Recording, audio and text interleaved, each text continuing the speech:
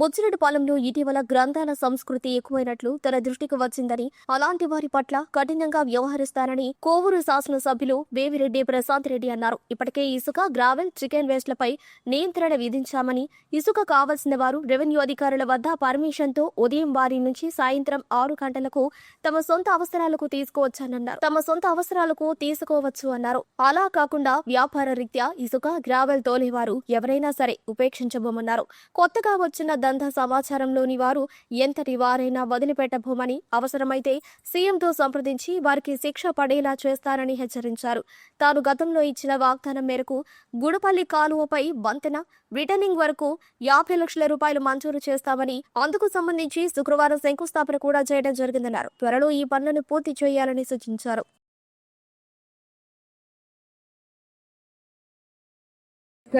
ఈరోజు మనం ఎలక్షన్ ముందు నేను క్యాంపెయినింగ్కి వచ్చినప్పుడు ఎన్నో హామీలు ఇవ్వడం జరిగింది. అందులో ఒకటి ఈ గుడిపల్లి కాలువపై బ్రిడ్జ్ నిర్మాణం అనేది ఈ ప్రజల దశాబ్దాల కళ.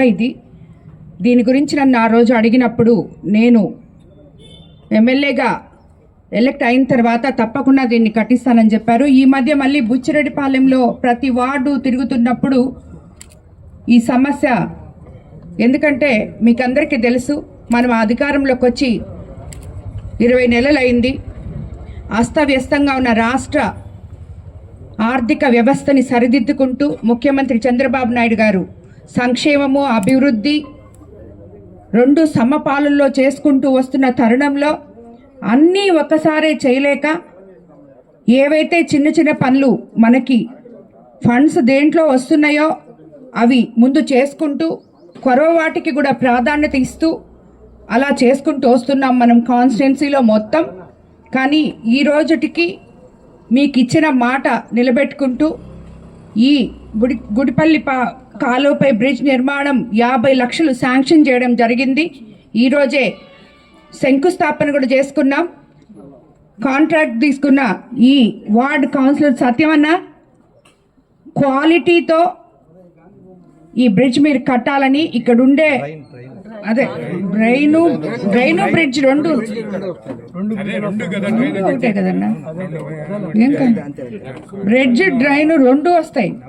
సో రెండు కూడా సత్యమన్న మీరు క్వాలిటీతో కట్టాలి. ఇక్కడ ఉండే ప్రజలందరూ మిమ్మల్ని మెచ్చుకోవాలి. అది స్థిరకాలంగా ఏ రకంగా అయితే అది కట్టకుండా ఎంతో రోజుల నుంచి ప్రజలు అవస్థపడుతున్నారో, కట్టిన తర్వాత వాళ్ళంతా సంతోషించాలని చెప్పి నేను మిమ్మల్ని కోరుకుంటున్నాను. అదేవిధంగా క్వాలిటీతో తొందరగా కూడా, ఎందుకంటే ఇది నివాసం ఉండే స్థలం కాబట్టి మీరు లేట్ చేస్తే వాళ్ళందరికీ ఇబ్బందులు ఉంటాయి కాబట్టి త్వరగా కూడా 1 monthలో చేస్తారని చెప్తున్నారు కాంట్రాక్టర్ గారు, కౌన్సిలర్ మన సత్యమన్న.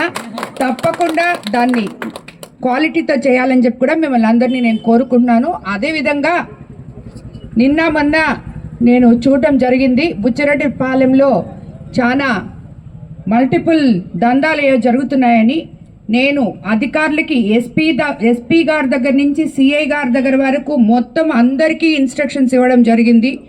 అలాంటివి ఎటువంటివి కూడా నేను చెప్తూనే ఉన్నాను.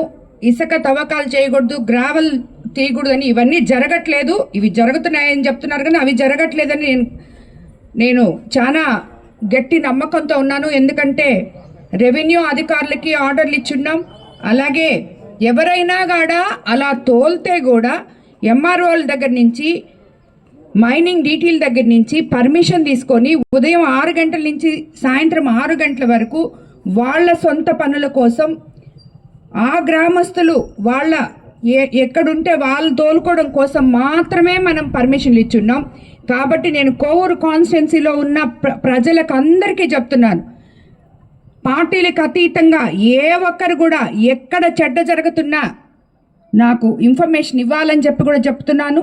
ఈ కోవూరు కాన్స్టిట్యున్సీలో ఇసుక, గ్రావెల్ అలాగే చికెన్ వేస్ట్ ఈ దందాలు అనేటివి జరగడానికి లేదు. అలాగే మొన్న ఎస్పీ గారు కూడా చెప్పారు ఇంకేదో జరుగుతుందని. ఇలాంటివన్నీ ఎటువంటి అసంఘిక పనులు ఇక్కడ జరగకూడదు. అది ఏ పార్టీ అయినా, ఏ నాయకులు దాంట్లో ఇన్వాల్వ్ అయి ఉన్నా నేను ఒప్పుకోను. తప్పకుండా సీఎం గారి దగ్గరికి తీసుకుపోయినా అలాంటి పనులు ఇక్కడ జరగకుండా శిక్ష పడే విధంగా నేను చూసుకుంటానని చెప్పి మీకు అందరికీ కూడా మాటిస్తున్నాను. మనం బుచ్చి మున్సిపాలిటీని సెకండ్ గ్రేడ్గా మున్సిపాలిటీగా అప్గ్రేడ్ చేసుకోవడం జరిగింది. రాబోయే రోజుల్లో బుచ్చిరెడ్డిపాలెం ఎంతో మహోన్నతంగా తీర్చిదిద్దాలనే ఆకాంక్షతో మేముంటే ఇలాంటి అసాంఘిక చర్యలు ఎవరు చేసినా కూడా తప్పకుండా చర్యలు ఉంటాయని చెప్పి నేను అందరికీ కూడా తెలియజేసుకుంటున్నాను.